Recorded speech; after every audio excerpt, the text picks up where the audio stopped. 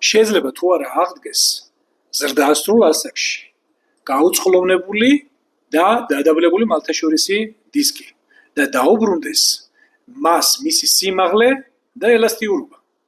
სამწუხაროდ არა.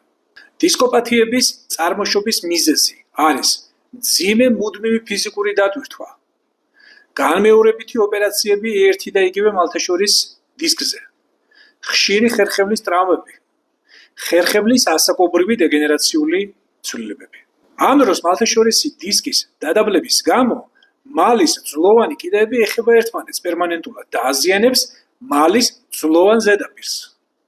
შემდეგ ვითარდება მალის შეშუპება, მალის ირგვლივ ოსტეოფიტების ანუ მარილების წარმოქმნა და შემდგომ ძვლის ტვინის ანუ მალის ძვლის ტვინის ანთებითი პროცესი. კურნალობა.